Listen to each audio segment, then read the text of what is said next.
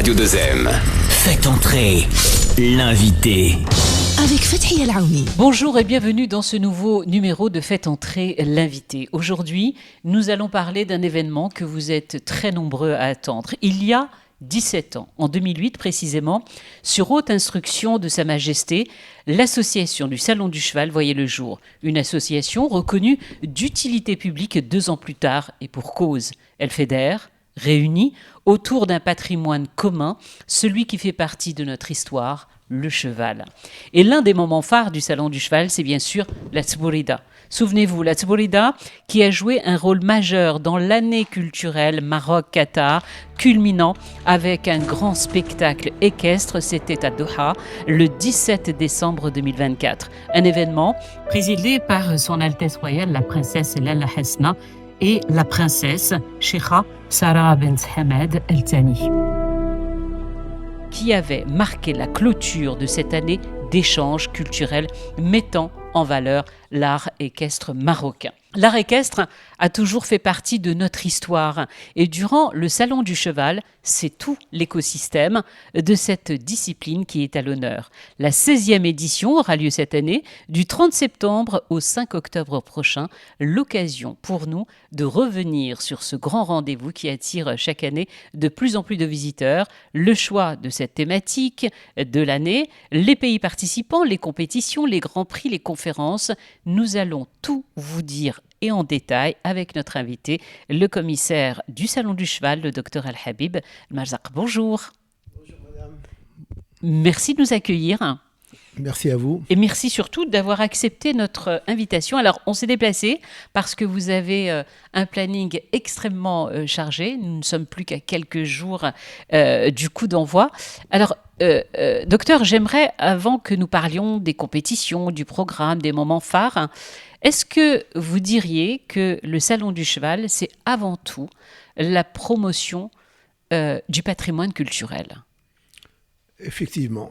Depuis la création de ce Salon du Cheval, sur votre instruction royale, comme vous avez bien dit, la vision royale était de donner de la valeur à ce patrimoine en le mettant en exergue, en le montrant et en essayant de le faire rayonner à l'échelle internationale.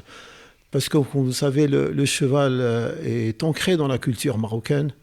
Nous sommes une des rares sociétés au monde qui vivons avec le cheval depuis très longtemps. Et nous sommes une société qui a été très influencée par la culture du cheval. Alors, quand on parle de notre patrimoine, on parle de notre culture, de nos traditions, comment, à travers un salon, on arrive à transmettre les traditions ? Alors, on le fait de plusieurs manières dans ce salon. D'abord, en montrant ce qui existe déjà. Et c'est-à-dire en organisant des compétitions, vous l'avez dit tout à l'heure, la Tbourida, le saut d'obstacles, les concours de modèles et allures, etc. Mais également en favorisant de la réflexion autour du cheval au Maroc et dans le monde, et en favorisant également les échanges entre les professionnels marocains, qu'ils soient éleveurs, vétérinaires ou autres, avec leurs homologues étrangers de manière à échanger sur les expertises des uns et des autres. Et cela a donné de très bons résultats. On peut en parler tout à l'heure, mais le Salon du Cheval a joué un rôle de levier très très important dans ce domaine. Je peux vous poser une question un peu plus personnelle, vous faire connaître encore plus auprès de nos auditeurs. Vous, à titre personnel, donc vous avez une charge lourde sur les épaules en tant que commissaire, mais elle vous vient d'où, votre passion du cheval, à vous, avant de devenir commissaire de ce salon ? Écoutez, très jeune, j'aimais les animaux. Vous me direz que ce n'est pas une particularité, parce que tous les gamins... nombreux. Mais ça a continué chez moi, et ça s'est traduit par le fait de vouloir s'occuper des animaux, de les soigner, etc. Et une fois que j'étais en fin d'études secondaires, j'ai choisi de faire des études vétérinaires. Et j'ai été en France pour la préparation, puis pour l'école vétérinaire. Et là, je me suis spécialisé dans le cheval parce que je trouvais que parmi tous les animaux qui sont tous beaux à mes yeux, le cheval a une place primordiale. Alors justement, la thématique cette année, c'est autour du bien-être du cheval. C'était important pour vous de mettre l'accent sur les bonnes pratiques. Oui, absolument, parce que il y a eu une évolution dans le temps dans l'utilisation du cheval. Jusqu'à présent, et quand je dis jusqu'à présent, c'est-à-dire ces dernières décennies, on se contentait de donner à manger au cheval, de le sortir travailler un peu. Or, on s'est rendu compte que ce n'est pas suffisant pour que le cheval soit à l'aise, soit producteur de performance. Et donc, les éleveurs, les professionnels ont commencé à pousser jusqu'au bout, à pousser dans la préparation physique, dans la préparation sportive, et à étudier tout ce qui peut améliorer son bien-être au niveau alimentation, au niveau entretien. Et ces dernières décennies, il est devenu d'usage dans le monde entier de parler du bien-être du cheval pour justement bien définir cette limite entre le bien-être sans déranger le cheval, sans déranger sa nature et les performances sportives et autres. Est-ce que le salon, justement, je pense que tout le monde ne connaît pas, il y a un immense écosystème autour du cheval. À travers ce salon, il se passe beaucoup de choses. On va y revenir dans un instant. Mais est-ce que c'est aussi l'occasion de créer des opportunités pour les acteurs de la filière, notamment dans le tourisme rural? Je m'entends, comment en clair, on peut développer davantage aujourd'hui notre tourisme équestre? Et selon vous, à ce jour, est-il suffisamment mis en avant? Alors, parmi les vocations du Salon du Cheval, c'est de favoriser toutes les pratiques équestres. Et ça, c'est une spécialité que peu de salons dans le monde l'ont.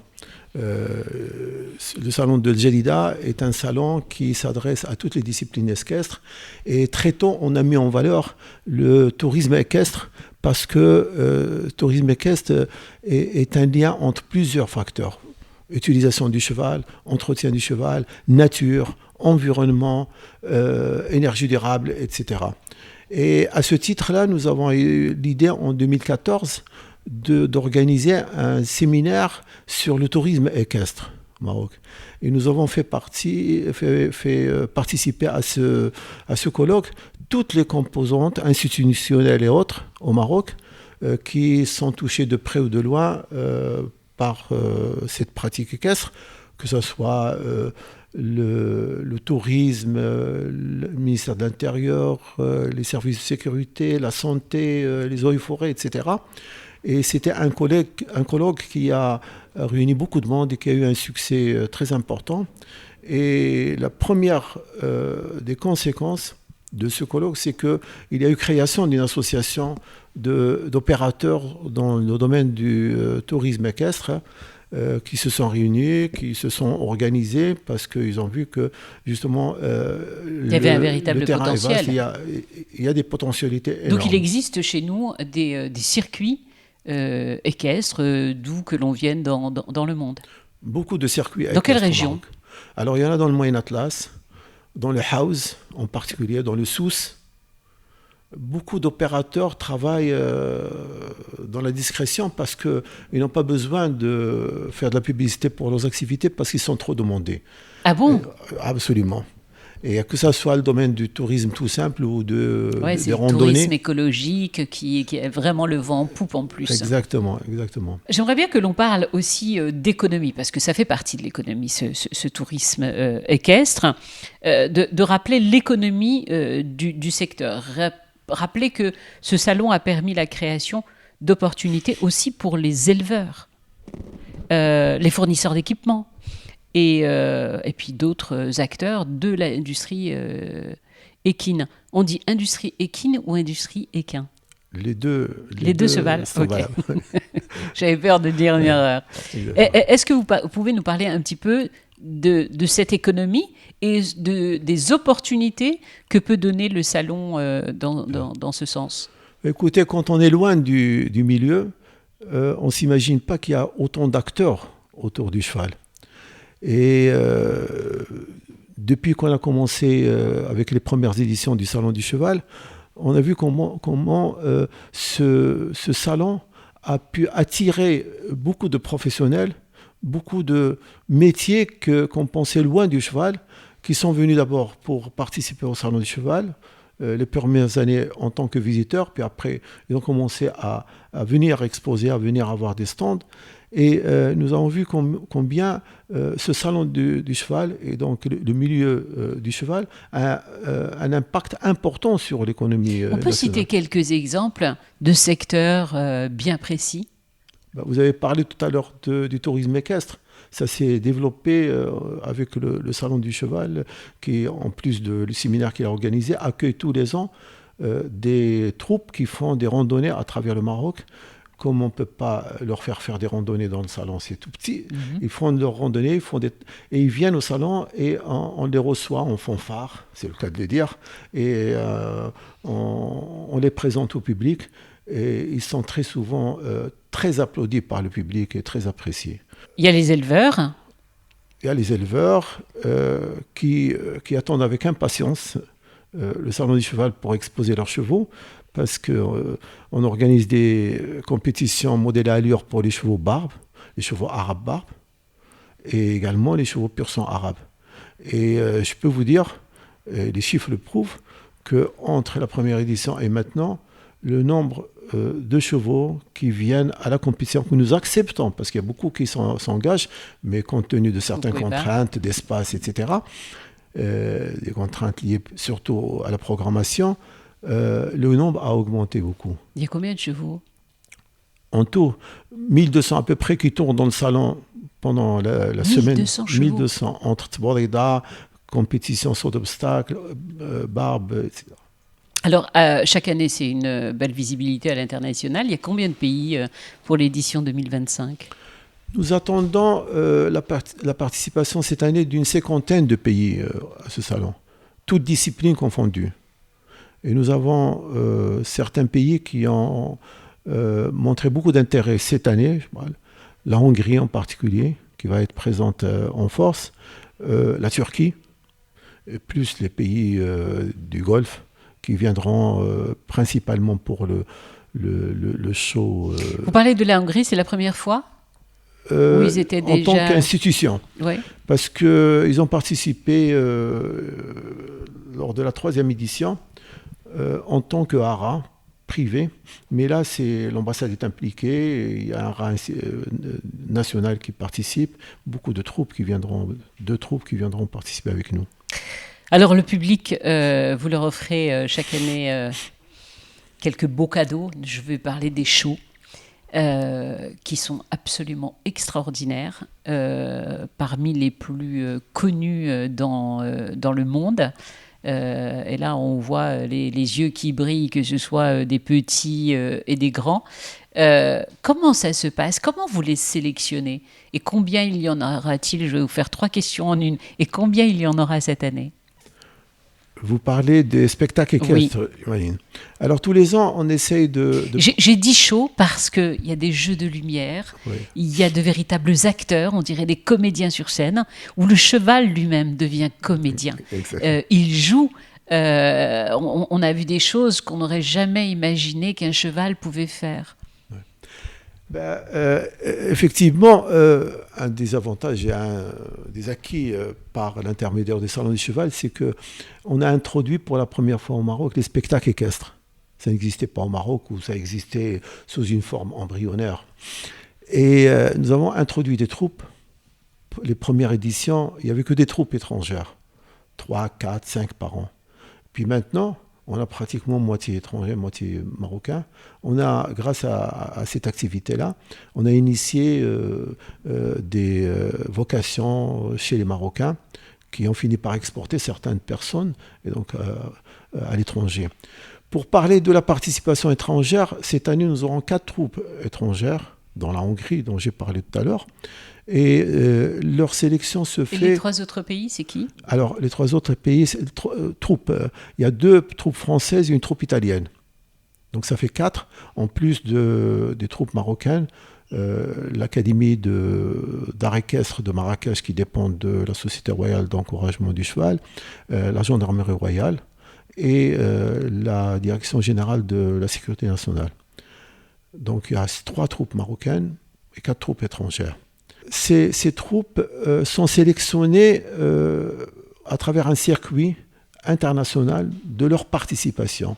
Nous avons des personnes qui les regardent dans différentes... Ça se passe un petit peu comme dans le cinéma, il y a le festival de Cannes, on y va, on repère les meilleurs films et on revient avec des noms. On repère les bonnes troupes, on négocie avec ces troupes, on essaie de créer un équilibre parce que dans la programmation, il faut diversifier. Il y a des troupes qui font des chevaux de liberté, d'autres qui font des voltiges, d'autres qui font du comique. Donc on essaie de diversifier pour avoir un spectacle complet et diversifié parce qu'on reçoit, comme vous l'avez dit, des gens de tout genre. À côté de ça, bien évidemment, dès qu'on arrive au Salon du Cheval, c'est énormément d'exposants. Combien d'exposants cette année ? On va avoir 70 exposants à peu près, sans compter certains exposants à qui on offre des kiosques, des petits kiosques, surtout les coopératives de produits du terroir. On essaie d'encourager, on ne veut pas les exclure parce que c'est très important et ce sont un levier de l'économie solidaire. Ça aussi, solidaire. Ça fait partie justement de l'écosystème. Oui. J'en reviens à notre Tzourida, c'est l'un des moments importants j'allais dire de ce festival, mais vous n'aimez pas le mot festival pour le salon, quoique il est festif en soi. Qu'est-ce que représente la Tzourida et quelle est la place de la Tzourida dans ce salon ? Elle est primordiale. Pourquoi ? Parce que la Tzourida d'abord est un sport qui a sa place au Maroc, qui a beaucoup évolué grâce à l'impulsion des hautes autorités marocaines et à l'intérêt que Sa Majesté a porté à ce sport, parce que c'est un sport aussi. Et la place de la Tzourida est immense dans notre société. La preuve, c'est que chaque fois qu'il y a des compétitions de Tzourida, il y a un nombre de spectateurs incroyable. Et donc, nous organisons, sur haute instruction royale, le Grand Prix de Sa Majesté, le roi Mohammed VI de Tzourida. Et c'est un événement, le premier événement du Maroc, le plus grand événement du Maroc. Et il réunit 18 troupes parmi les meilleures du Maroc et qui représentent les 12 régions du Maroc. Donc, toutes les régions sont représentées dans cette compétition. Et effectivement, ça en fait une épreuve d'une beauté et d'un niveau très haut. À chaque édition, vous tenez à mettre en avant également les échanges. Des experts internationaux font le déplacement pour participer à des conférences. Est-ce que cette année aussi, il y en aura ? Absolument, il y en aura. On a pris l'habitude. Pourquoi c'est important d'insérer des conférences dans ce genre d'événement ? Parce qu'on a voulu que ce salon ne soit pas un salon uniquement sportif ou uniquement festif, qu'il soit également culturel et qu'il y ait un impact après le salon.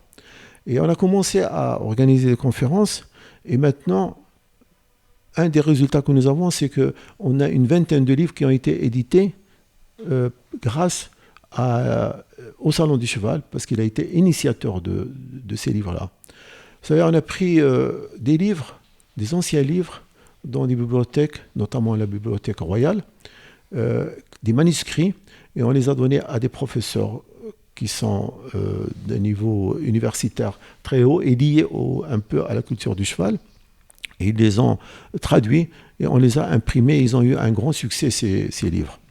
Alors, le volet culturel, il vous tient très à cœur. Et sur cette table, quand vous verrez cette émission en images, vous mettez en avant de nombreux artistes. Et puis, chaque année, une pléiade d'artistes réalise des tableaux spécialement pour le Salon du Cheval. Il y en aura combien cette année ? Nous avons dans le salon un village qu'on appelle culturel et dans lequel on permet à entre 30 et 40 artistes d'exposer leurs travaux et à une galerie, une des plus connues au Maroc, la galerie Massam, d'organiser une exposition sur un thème particulier. Et vous avez vu, le résultat dans ce domaine-là est un résultat vraiment très satisfaisant. Et en série limitée. Exactement. Qui seront donc vendus durant le salon. Et je voudrais dire un mot sur les conférences. Cette année, nous accueillons des sommités du milieu en relation avec le bien-être du cheval. Lors de la première session, il y aura une conférence de Jean-Louis Gouraud. C'est un spécialiste du cheval, notamment des voyages à cheval. Il a été un peu dans le monde entier. Il est très connu partout. Il y aura aussi une conférence de Fouad Ardoui, qui a écrit 2 livres sur le cheval et qui a été lauréat d'un prix dernièrement. Et il y aura également d'autres sommités du milieu, tels que le professeur Bin, directeur de la Bibliothèque royale, professeur Chabi et d'autres, avec la participation également de la commission de l'histoire militaire, qui est un des moteurs de ces journées de conférences. Et vous voyez qu'on a essayé de diversifier et d'aller très loin et très haut dans ce domaine. Vous diriez que le succès du salon du cheval, c'est quand vous êtes sur place et que vous voyez les visiteurs, parce que pour nous tous, c'est formidable de voir autant de familles, que ce salon arrive à réunir tous les Marocains et toutes générations confondues. On peut voir des enfants de 10 ans comme des personnes âgées, des parents avec leurs enfants, la tata, la grand-mère.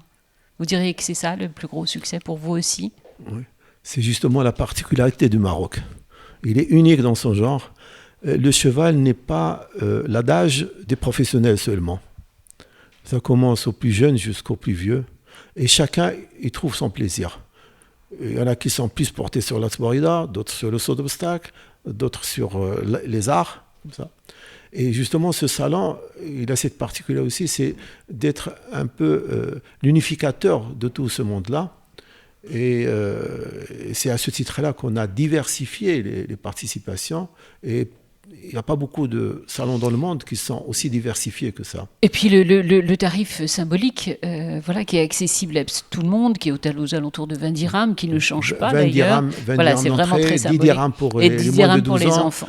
Toutes les organisations peuvent venir gratuitement. Il y a beaucoup de facilité pour accueillir les gens.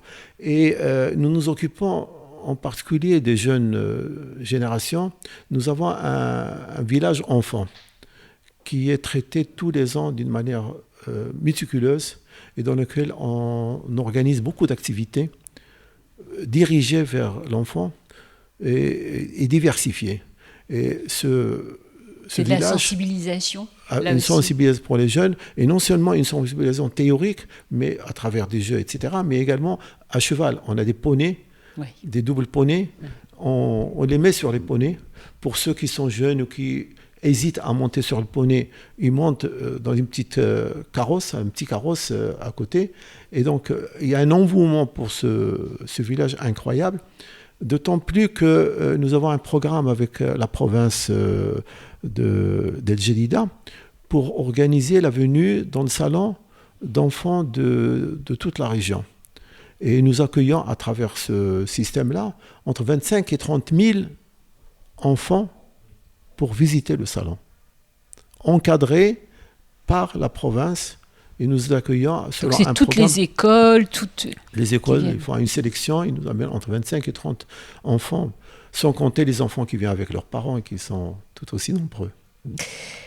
Le fait entrer à l'invité se termine toujours par un petit message. Donc je vais vous demander de regarder la petite caméra qui est là et d'adresser le message que vous souhaitez à l'ensemble de nos auditeurs.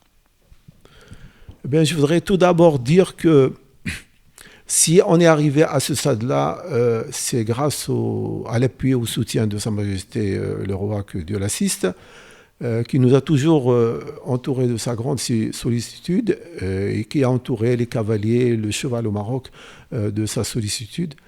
Je voudrais dire aussi que l'équipe dirigé par Cherif Moulay Abdallah Al-Alawi, travaille selon ses instructions pour satisfaire et être à la hauteur de la mission, c'est-à-dire promouvoir le cheval au Maroc et promouvoir son rayonnement à l'étranger.